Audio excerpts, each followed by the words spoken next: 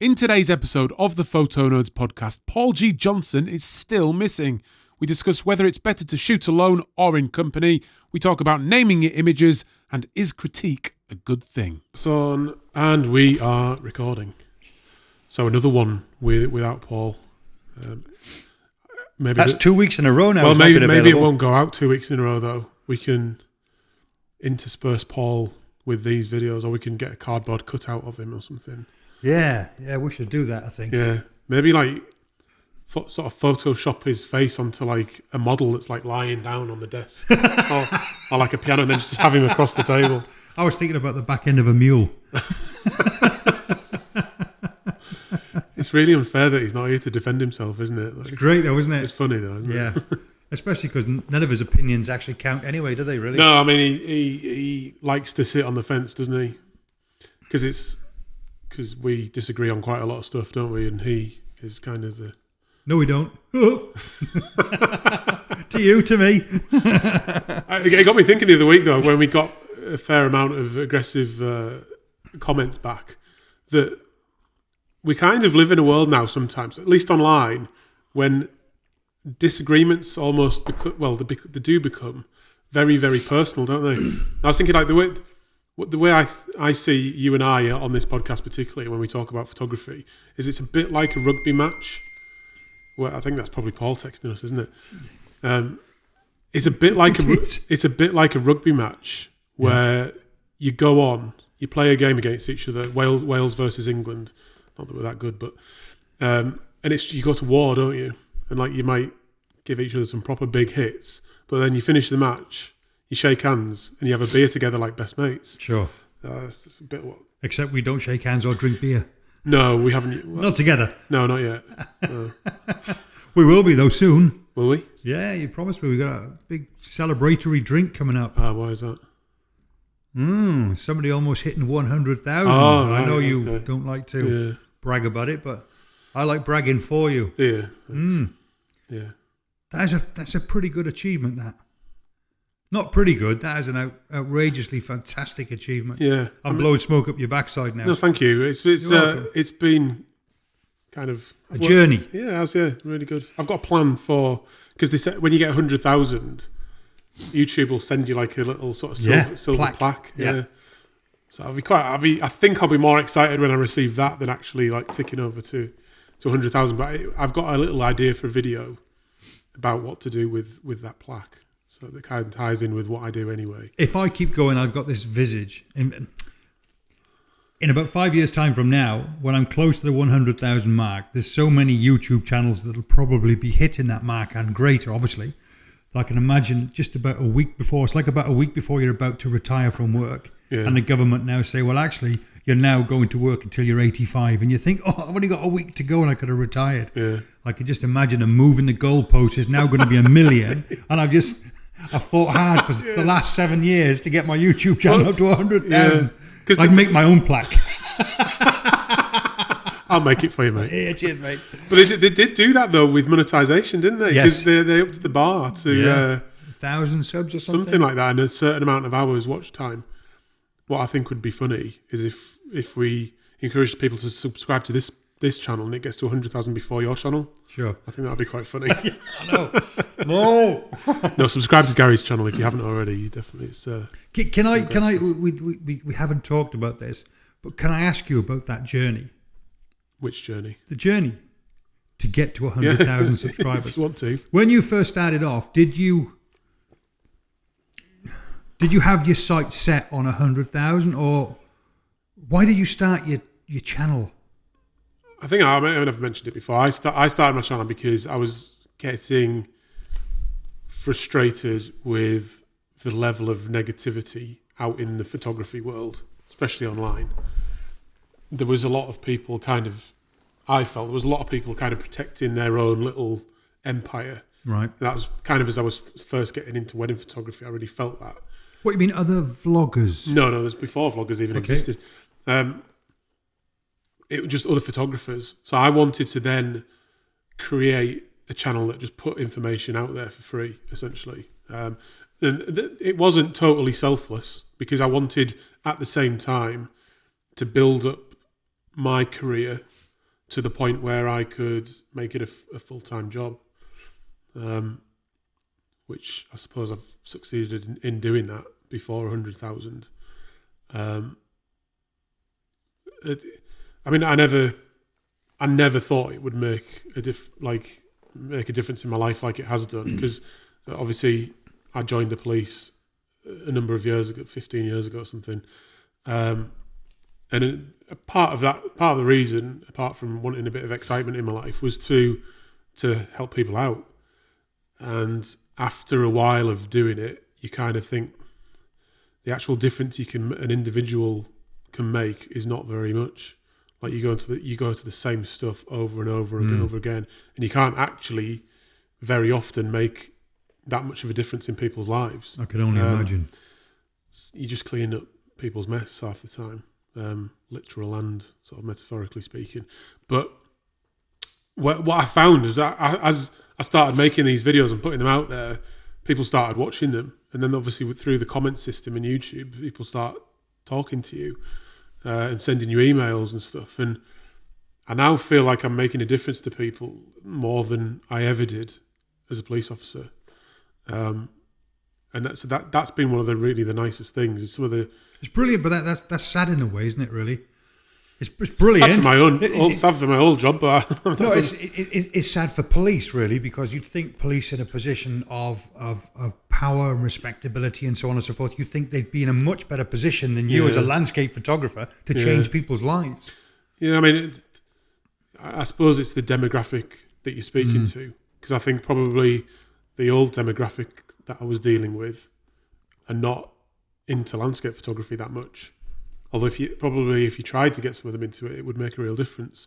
But I think that's what's so good about landscape photography as well, is that as I started talking about the kind of mental health side of it a little bit more, sure, it can make such a difference to people. Like, it's such a positive thing to introduce into your life that can help people with depression particularly. Because all of my experience of dealing with people with mental health issues was through the police, essentially.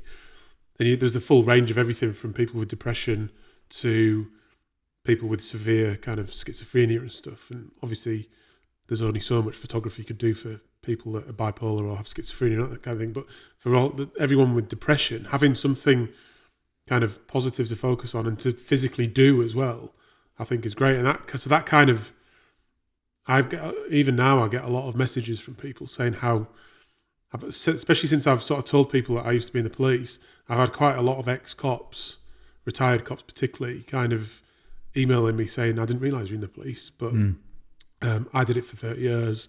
I left, and it left a massive hole in my life. And seeing your channel, it's inspired me to take up photography. That's filled that hole, essentially. So there's lots of nice things about it like that.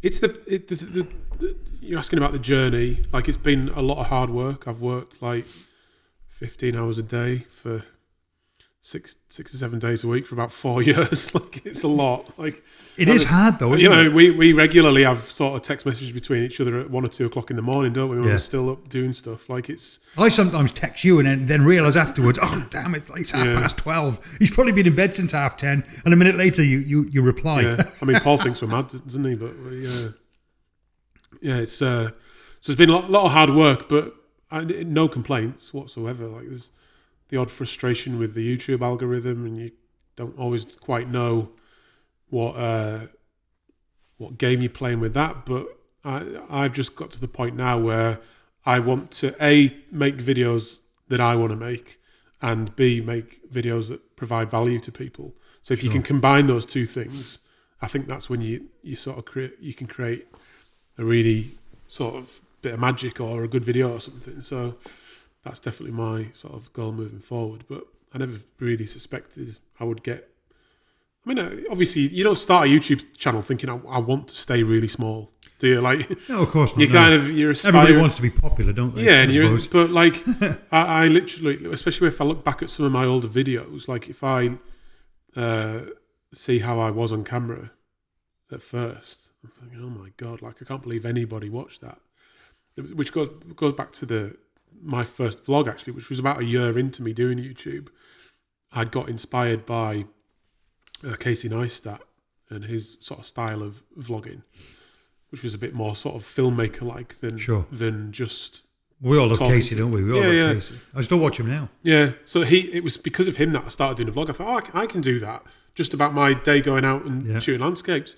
So I went out to Malham Cove, Gordale Scar, in Yorkshire. Yeah. And just filmed the day of what I was up to. The Lone Tree. Yeah, I went to the Lone Tree. Yeah. I went to the Scar. And then, because I was on a bit of a tight schedule, I vlogged the day and then posted the video, but I didn't include any of the pictures.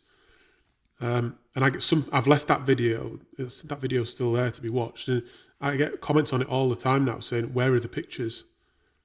And I'm thinking, well, why didn't you put any pictures? Because I didn't know. Like landscape photography vlogs weren't a thing then.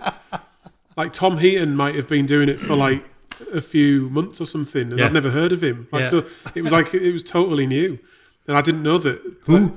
I just wanted to post like pictures at the same time as I didn't post them because I hadn't had time to edit it to keep up with my video schedule. But I didn't think that was what the story was. You know what I mean? And then quite quickly people said, "Where are the pictures?" I was like, "Yeah, good point. Okay, I'll a post photography channel taking pictures but not including them." But like I hadn't. It was not something I'd seen before. And that video is still there. Yeah. For us all to see. Yeah. It's my only slight worry is I thought my earlier videos were very good. But if that's the case, I haven't got better at all in any way, shape or form. Because if I look back at some of my earlier ones, I don't look back and start cringing. I've heard you mention that before. Yeah. But that worries me now. That worries me that I'm not actually getting better. Does that make sense? Yeah. I might have started off okay, but I'm still okay now. I'm not sure that's the case. It's like you're a pretty confident guy as it is, aren't you? It's not like you started off at a pretty high level, I think. I think that's all just down to your personality, really, isn't it? Vlogging is down to personalities as well. I think. Like if I watch a photography video, I want to get invested in the person that's talking to me. We mentioned that earlier on, didn't we? That there's a few channels that are just purely educational that just don't interest me as much. I want to have. That's kind of what I wanted as a creator as well. And I talked about it the other week on the podcast about I want to have some connection with people. It is all about the people for me. Like I wouldn't even consider myself a people person particularly, but I do like the interaction with people. And people are interesting, and I'm fascinated by some of the crazy stuff people do and some of the interesting stuff people do. And that's all part of it for me. Is like you creating photographs as much as I'm creating videos to interact with people, aren't you? And to put yourself out there and to accept whatever feedback comes back. But it's been an interesting journey. Do you know what's really strange? Apart from the actual post-processing of your pictures and your videos, it doesn't get any easier. Like you mentioned about doing 15 hours a day, 6 days a week. That doesn't get any easier. That time isn't less when you get more proficient at becoming a vlogger. It gets harder because you still have to walk up a mountain. You still got to walk from A to B, or drive from A to B as well. So you're at the house all that length of time. It still costs you in fuel. People fail to appreciate that. I think it's not until you start vlogging yourself do you then realise how difficult it is, and to consistently put work out, good or bad. It's still very difficult to consistently put those videos out. Yeah, I absolutely agree. I think it does get harder, because as you continue to do it and then you start getting subscribers, there's an expectation level to continue creating content. And if you've created a level that people enjoy, that pressure to either make something the same or better is quite severe. So that might include, and it's the same with photographs, I think, as well. If you create a really great bit of work in a photograph, you want your next bit to be equal or better, don't you? It's just that natural progression that we seek as humans, I think. It's the same in a video. So you might try and improve video production, the quality of the video production, and And if you're making a video with drones, GoPros, 2 different like cameras, and then you've got to do photography as well, and then say something interesting to the camera, there's quite a lot to think about all in the same day. So I've kind of got around that by getting a consistent workflow that I sort of practice. And I'll generally just try and do it in one take as well, because it makes it so much easier. You don't forget what you've said and you don't repeat yourself, but you can solve a lot in post-production for the videos as well, though. I chuck away a lot of my video, if I'm talking to camera, because I don't write anything. More often than not, I just say what I feel I should say at the time. Yeah. But then it's not till you sit back and you start post-processing your work and you think, oh, that long spiel there, I actually mentioned half of that in a spiel half an hour beforehand. Yeah. And it's like, oh, maybe I should start writing it down. But of course, you don't, because you don't have the time. Yeah, I think Do you find that in your workflow as well, or is that just me? sometimes it depends how long I'm out. So if I'm just going out for a couple of hours to grab a couple of shots around sunset, I'll be quite, in the same way to the way I do landscape photography, I'll be quite proficient in terms of how much I shoot, especially if I'm on the schedule, because if I've only got 6 or 7 clips of footage of me talking to camera to edit, it's a lot quicker than discarding 10 bits and using 6. Do you know what I mean? So Sure. I try to be as efficient as possible, but if I'm out all day, I might stop and film a little bit to camera. I might talk about a little thought I've had, or mention the interesting rock that I've just. I might discard that if it doesn't fit in with the overall story of the day.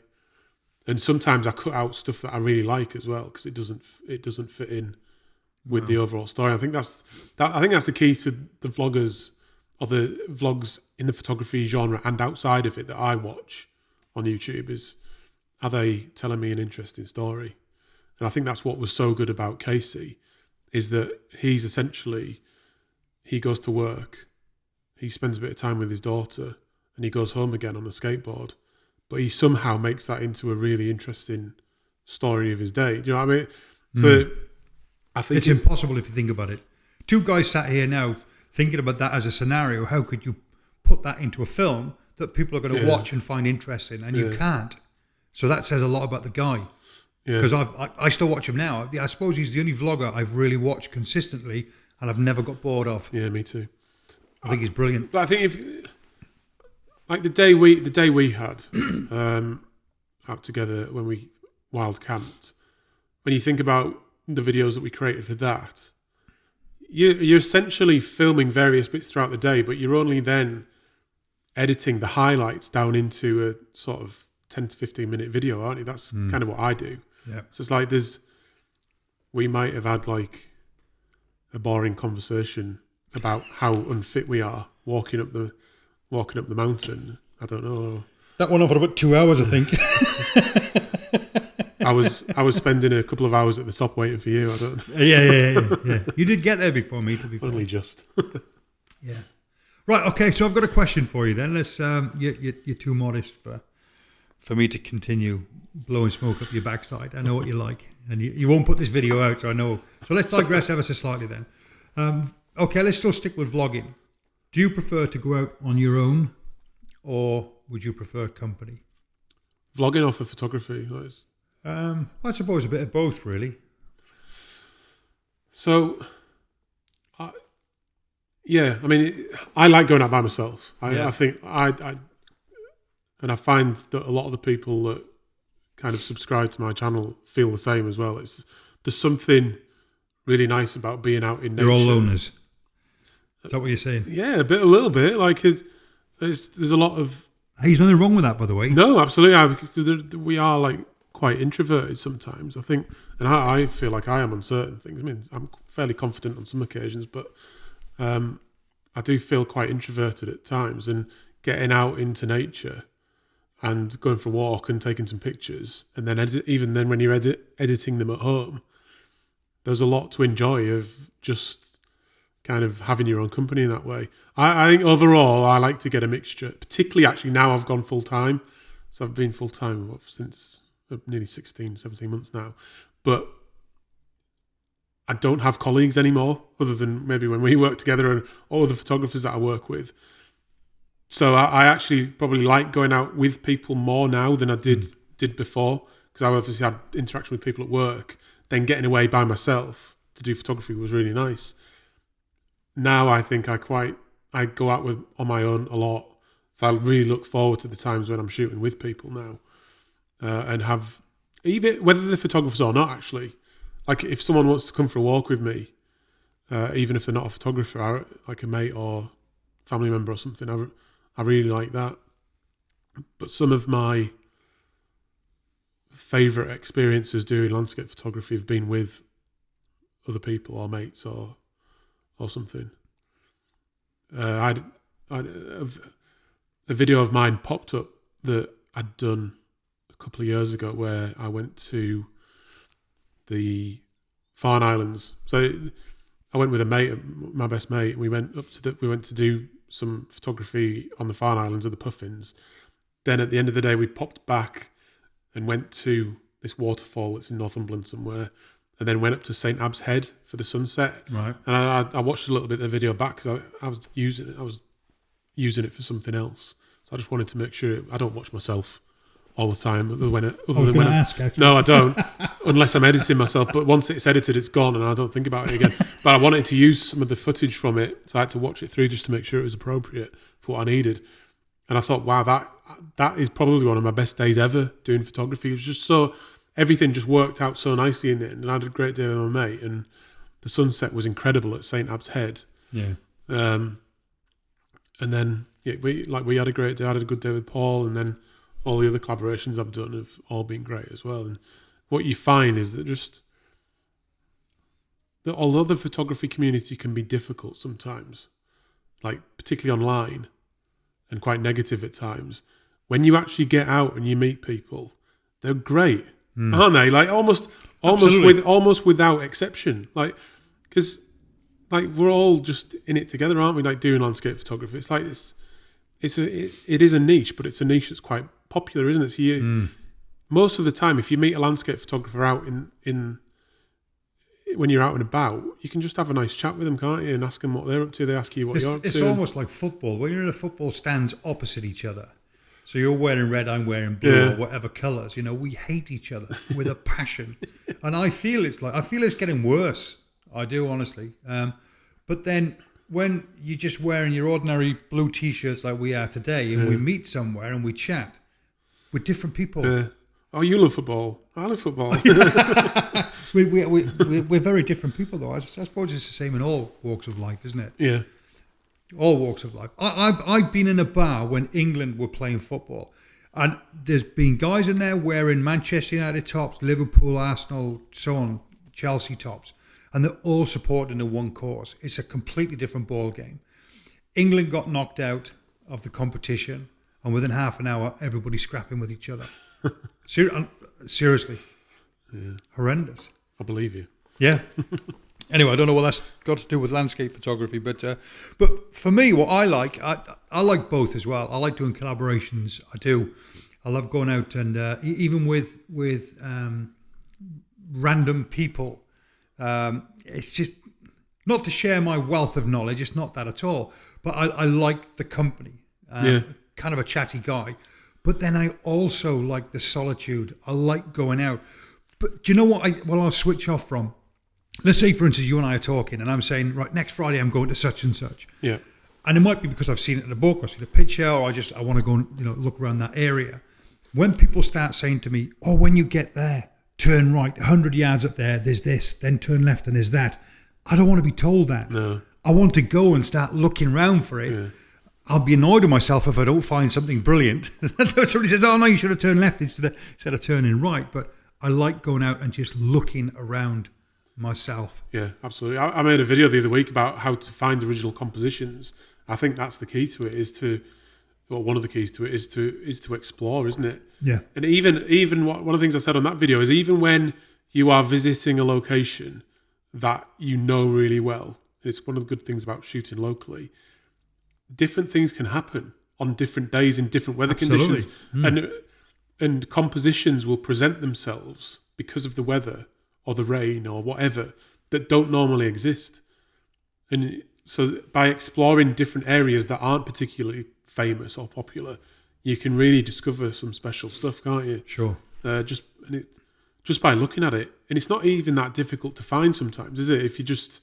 If you're open to it and you're looking around, and if a light catches a tree in a particularly interesting way, you can then go and explore around it, can't you? Absolutely. My wife's an absolute nightmare when we're booking holidays and stuff like this. I wonder if anybody else has the same problem.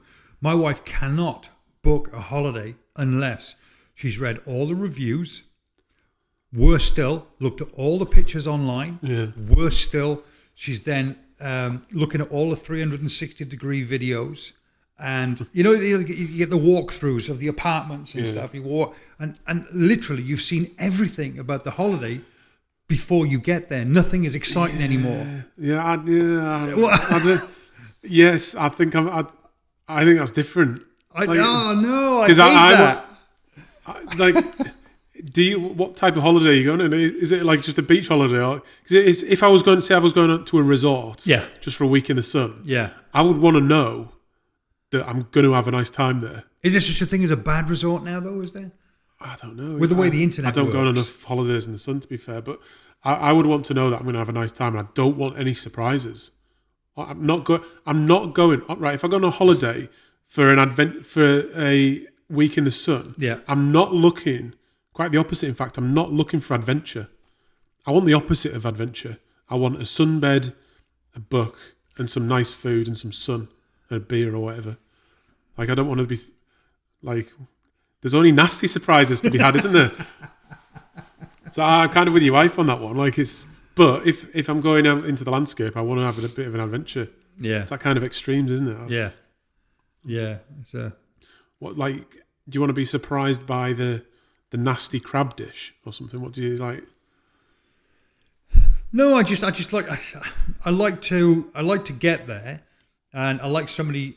It's like almost buying it's like buying a camera. Imagine if I sold you a camera, but then I stayed with you for half an hour and showed you how the camera works and showed you throughout the menu system. No, you don't want that. You've bought the camera, okay? You might even have a very basic idea of how it works, but you then want to start trawling through the menu itself and be excited by its capabilities or lots of functions in there that are completely useless. But you want to explore that yourself. You want it to be self-discovery. Yeah. And I feel it's like that when you're on holiday as well.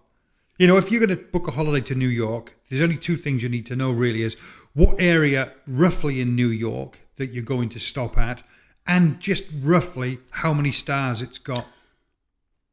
Yeah, I'll give you that for a city. I think that's true. Yeah. Depends on the type of holiday, I suppose. Well, we normally holiday in... We get a couple of weeks in a villa. Another couple and myself and my wife. Every year we go to the States. Now, oh my God, the wife can literally spend 11 months. We almost come back off our holiday and she's already searching for the next one. I think I'd do the same though for something like that. I want to know it's going to be nice. And then because as long as your accommodation is perfect, then you can then go and explore. Nightmare. Outside of that. Okay, here's a question for you then. People name their images. Let's say, okay, an example is competition. But I find people post pictures on my Facebook group and they're still in a position where they're naming pictures. What's your thought on that?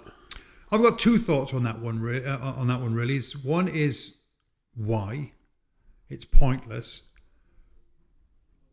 But two, for competition, it's almost like setting your stall out. I don't know. I just don't understand it. But I don't want to just slag it off for no reason whatsoever. Yeah. I just don't understand it. Yeah. I know what you mean. Clouds over the forest. Or so, you know that because there's a forest with clouds over it. Why? It's difficult though. Like, I find naming things really difficult. So you name your pictures? Sometimes, not all the time. For what purpose? Just for your website or for competition? I think if you're selling them, if you're selling your images, I think it's relatively important that they have a name. because I think by giving an image a name, I think it adds to the overall story of that image. Mm-hmm. I get that. So, I get that. And it, you kind of, when you name anything, you kind of empower it in some way. Do you know what I mean? Like, so your name as a person is really important, isn't it? Like, when you tell somebody your name, it's giving a bit of yourself away, isn't it? Like, and the whole point of having an alias, isn't it, is that you're hiding who you are. I think, like, by giving something a name, whether it's your old banger of a car or like your bike or anything, it creates something extra around it all, doesn't it? You're almost putting personality into that thing by naming it. And I think the same is true of a piece of photography as well.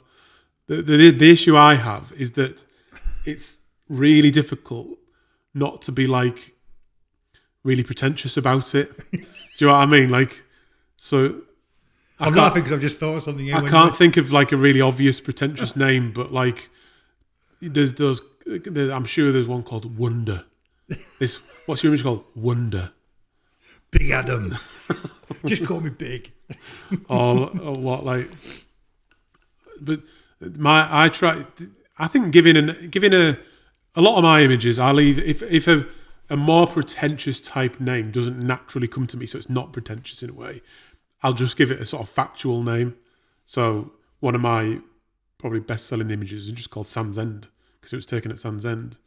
Another one I took at Sands End of that sort of wave of sea fret. I called that Once in a Lifetime, because that kind of came naturally to the whole thing. Yeah, and I called that was the name of the video as well. But so if that kind of more deep and meaningful name doesn't come to me, I'll just name it.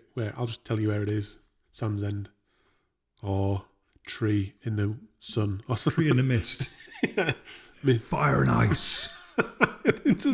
People do give them some funny names though. I was laughing then because I actually realised that the wife calls my van a name, but the name has been derived because of letters on the number plate. Right. So she calls it Lexi because it's got LXY on the number plate. So that's just a natural thing. But yeah, now it doesn't feel like a builder's van anymore. No. She's something more special now, isn't she? She's special to me now. My van is special. So don't know what's... Do you name yours? No, I never name mine. I'm trying to think if I've ever named a picture. I must have somewhere. I suppose it makes a difference what genre of photography you're doing as well, doesn't it? Because say if you take a really nice wedding photograph of a couple, you're not going to name that, are you? Like it would be weird. Or it might be like Charlotte and David 1. You're not going to name a wedding picture, are you? Other than by their name, number 1, number 2, number 3. Landscape. I guess landscape photography lends itself to being named, doesn't it? And I suppose street photography does as well. And I did. You're saying yes a lot. I did name my water drop photographs as well. Oh, did you? And they were slightly pretentious. Oh. Go on. I called it like that. The sort of best one I have that won that competition. That's called Veil, just because it kind of creates like a veil. But I kind of thought, it has like mixed. I don't think it's too pretentious. No, but if I tell you about the mixed meanings that it has, like it's a veil across. Oh no! Stop already.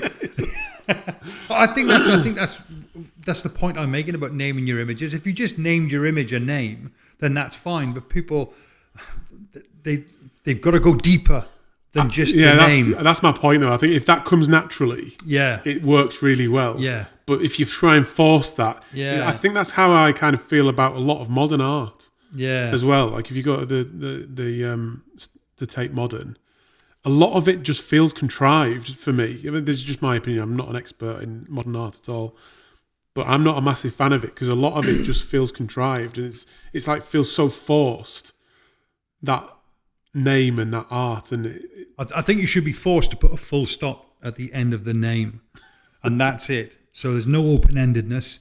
That's just the name. Once in a lifetime, full stop. Yeah. So you should be able to get what you want to get from that sentence. or those few words, Right. and not have it open ended where we're talking about deep down in my heart. know, This is how I was like feeling at the time. Do you like all that? Sometimes, yes, I do. Sometimes I like to know more about, because do you want to, like, if you go to a gallery, sometimes a photography gallery, and you see the little description next to it, you have the name and the description. If the description is just a factual statement of where it was shot and the EXIF data, essentially, I'm not interested. I want to know more about what the photographer was thinking about, or what they were planning. Do you know what I mean? I want the story of the image. But you won't get that from the name of the image. You'll get that from the image. But a description of the image you could. So you could, as a combination of the image itself, the name, and then a small description. I like that to expand on the story of the image itself, but it has to be authentic. I think if you try and force the second two things, it doesn't work. Like, you can see through it really quickly. But lots of camera clubs, when you put work in for qualification or competition, will insist that you name your pictures. That works for me in a competition, because you in a competition you would hope that you're only really submitting your best pictures. Mm-hmm. So that you would hope that kind of extra story with the name and the description comes naturally. In a camera club, if you're sharing images every week, I think that's a bit harsh, because you're not taking those kind of images every single week. No. Yeah, you're not like quite as into all that though, are you? Like you're just kind of you're just like an old pro, like that matter of fact, like bam, there's a good image, bam, there's a good image. I've seen you shoot. That's how you shoot as well, though. Like, but I don't want to be like that. Oh no! I'm the opposite. If you say to me, "There's a book I've just created. Look at these pictures." I can't flick through. I can't do that. I have to turn every page and look at the picture. Yeah, I have to do that. I do. I'm terrible when people, say the old days when people would give you an envelope with 40 pictures in from a birthday shoot or something. I'd got to go through every picture. I can't just and flick through. Yeah, so I mean, some of the conversations pictures. we've had, I think that's what you're like. You're very visual, aren't you? Like and you spend time really looking at images. Yeah, and I think I'm slightly different in I do that probably not to the same extent as you do, but I enjoy the extra bits around it. Oh, right, okay. If I don't like a picture, I don't care about its backstory. But if I listen to a backstory, I might enjoy the picture a bit more. So I find that as probably a fault with myself.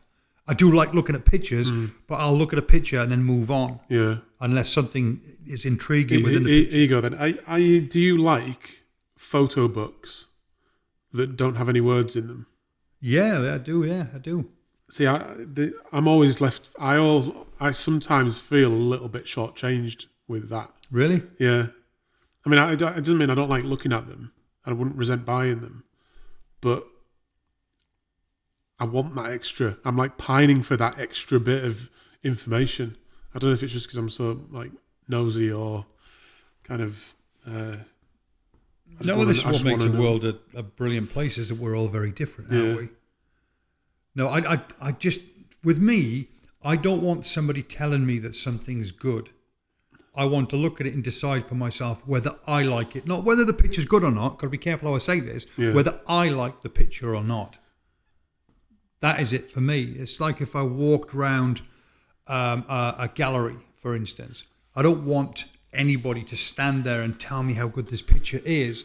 I want to look at it and think, that's amazing. Or not. Yeah, I mean, what about then if we went to a gallery together and you really liked a picture, and then I pointed out something that I like about that picture, would that not add value to you viewing it? Like if we then discuss, that's how art gets discussed, doesn't it? Like I enjoy that discussion of what we might like about a particular picture. And I'm not going to say no, because I've been in that situation before where it's, oh yeah, I didn't even realize, I didn't notice. But I also like pictures that add intrigue or pictures you can return to. Absolutely, yeah. As opposed to just one picture, it might be a painting of a flower or something. At the end of the day, that painting of a flower is just a flower on canvas that's painted. I think like you're right in the sense that that a piece of photography, the image itself should stand alone as a story if it can. Yes. The story might not always be that obvious, but I think most images do have some sort of a story, or the good ones do. But I think so. It should stand alone. I just then like that bit of extra around it. That's all I'm saying. Yeah. Okay. But that's got to be authentic, and you can tell when it's not. And that's when you come up with like. Just really strange though is that, and this might seem an odd thing to say, but I love photography. I love photographs. Yeah. I found myself yesterday morning lying in bed, putting YouTube on. This is really sad. First thing in the morning. And you get these suggested videos that come up. There was a video that came up, and you can have a look online yourself now. And it's, I think it was New York in 1911. So it was one of the earliest films. Yeah. And I watched it all the way through. And I was absolutely so much so the wife came in and started talking to me. And I was upset because she interrupted my YouTube video. You can tell she doesn't watch or listen to these podcasts. And I absolutely find it fascinating. Yeah. I do. It's funny actually because I'm the same. I do as well. But I love all genres of photography as an observer. Yeah. I think sometimes people think that especially now because there are so many photographers now, that just because I don't do astrophotography, that I don't like astrophotography. Yeah, yeah. And that's not the case. I love astrophotography. Yeah. I just don't do it. Because A, I either don't think I'll be that good at it, or B, I'm too impatient to stay out all night when it might be cloudy. Do you know?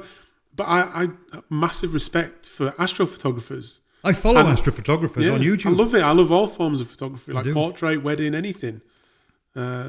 Even the sort of high fashion stuff that you see in the magazines. A good picture is a good picture. Yeah, absolutely agree. No matter what. Yeah, absolutely agree. And that is just so true. All right, let's come on to another subject then.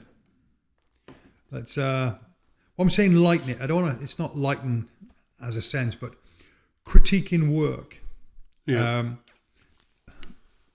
It's the easiest thing in the world to pull fault with other people's work, other people's pictures. But I do it. I know you do it. I've got a Facebook group. Have you got a Facebook group? I do have a Facebook group. I'll tell you a story about my Facebook group in a minute. Is it big now, is it? No. Anyway, I've got a Facebook group. And obviously, I encourage people to post pictures so that as and when I can, and I do spend lots of time doing it, I critique people's work. Yeah. Which I enjoy doing, and I do it in a very positive light, or a very positive way. But sometimes you've got to be honest with people. Yeah.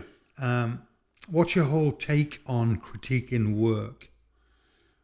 I mean, tell us about your Facebook story first. I'll tell you honestly, but I'll answer your question first. I think critique is important. Yeah. Because especially to beginners, but I think you need to choose very carefully where you get your critique from of someone that is going to be level-headed about it and not just rip your work apart.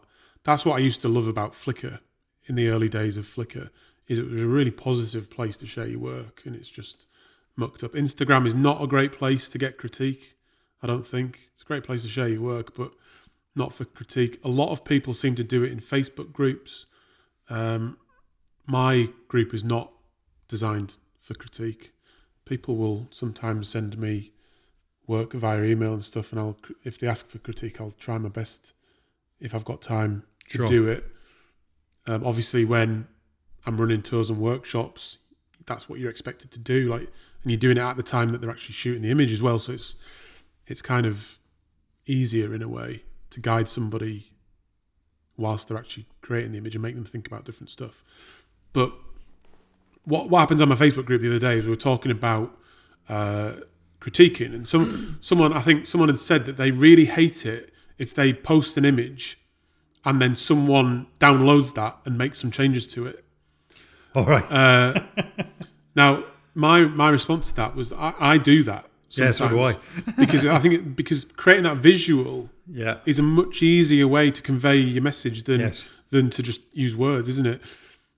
But what I said is that me and my mate do it all the time. We'll send each other work and we'll crop it and change bits and send it back and say, does it look better like this? It does look better like that.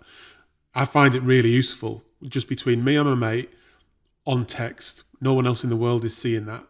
And it's just a really private thing. So that works really well for us. Yeah. With no pressure or anything. We can be quite open and honest with each other. Sometimes he'll say, maybe you want to do this. And I'll think, actually, no, that's too close to your style for me. So I won't do it. Sometimes he comes up with some good suggestions. But I think if people are doing it on Facebook groups and online, if you're asking for critique, I think it's a fairly good way to give feedback, particularly if you can crop it to show the composition a little bit better or change some of the highlights or the shadows, something that you can do just on your phone with a quick nudge of some sliders. Sure.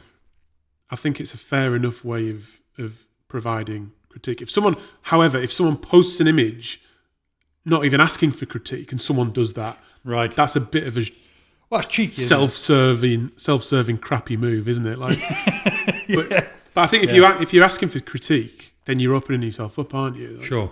To whatever you get back. But I think you just have to be careful about where you ask for it. That would be my recommendation. Yeah, because and I always say the same thing, in my opinion, is what I say. Yeah. Because that's really important, not as in this is what you should be doing, because that's wrong. And I'm the first person to say, that shouldn't be there unless you want it there. If you want it there, then it should be there. Yeah. Whether it devalues from the picture or not, that's your call first and foremost.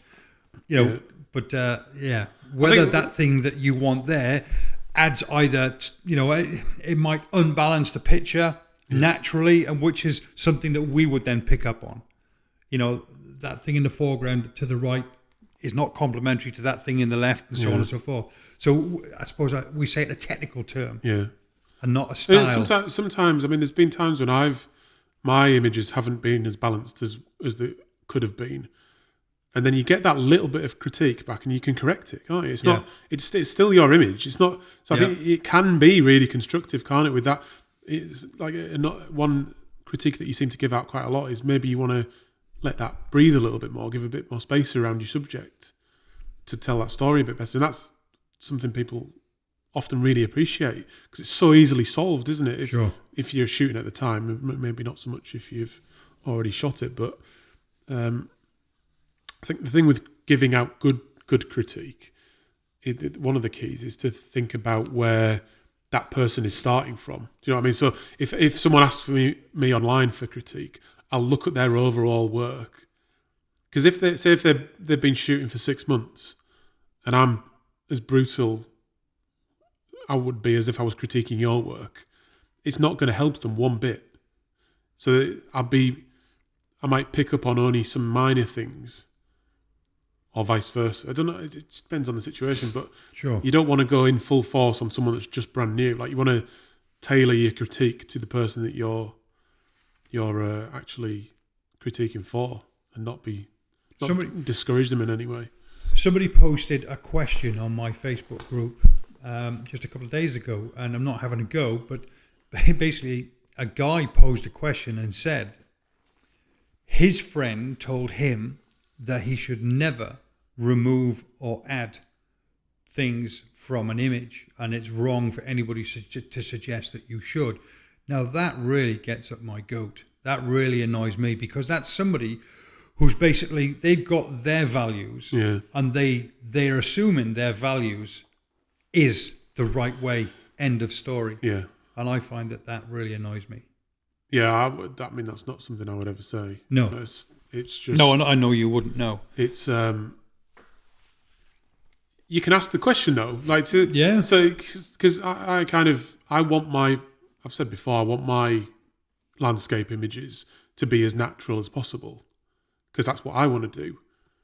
So if someone did remove something or add something, I would challenge them with a question and say, is that what you want to do? And if they're, I'm happy with that. Yeah, cool, nice. So just get people thinking about different areas of what they're actually doing. Problem is, if you do it online, right? If you ask a question online, it can appear confrontational. Whereas if I'm stood next to someone who's shooting an image and I just ask them a little question, that's not in any way inflaming a situation, or it's just me trying to understand what they're doing. That's all. That's the only reason I'm asking, is for me to understand what they're doing and to make them think a little bit themselves. So, but I mean, I've heard some pretty bad horror stories. I mean, like, that's one, isn't it? I've been told that. Yeah, it's like, so you should not. You should never. It's not. I can read it. It's not constructive at all, is it? Anyway, I think we've come to a conclusion there, haven't we? Pretty much. We could ring up Paul. Should we ring him up? Let's do it online and just say ta to everybody. Yeah, let's do that. Well, I can't because my phone's restarting. If I put it on speaker, do you think he'll answer? Voice call. Speakerphone. Oh, well, I'll just get him first.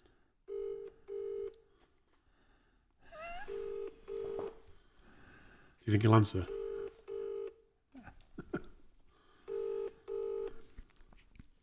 Doesn't show his number, does it? Hi, you've reached Paul Johnson. If you'd like to leave a message after the tone, I'll get back to you as soon as I can. Thank you. When you finish recording, please He's hang up miserable. and press the hash key for more options. Paul, we're just giving you a call to try and conclude the podcast and make you part of it, but you've missed your opportunity, so we're just going to be really rude about you on the end of the podcast. Anyway, see you soon, mate. Bye. He's probably doing something really serious with some. Like, he's got a serious job, hasn't he, Paul? I think so. Well, I don't know what's he called. I think he just deals with magic potions or something. Yeah, something like that, isn't he? Something like that, will it? Makes people better. Bit of fairy dust, and apparently that's going to make somebody better. That's it. Right, anyway, I think we're there, aren't we, at the end? We're done, dusted. Another one. Yeah. So subscribe, like, share the podcast, and we'll be back soon, won't we? Yes. Maybe without me on the next one, I don't know. Yeah, I think that would be good, actually. Maybe just me. No, that's it. I'm going to Finland, so you can ring me while I'm there. You won't answer. You never do. Not when I ring you. Have you got my number in your phone? Yeah, of course I have, mate. Yeah. Oh, yeah, you sure? Yeah, I said, yeah, I've got it. Okay. Yeah. Yes. Cheers. See you soon.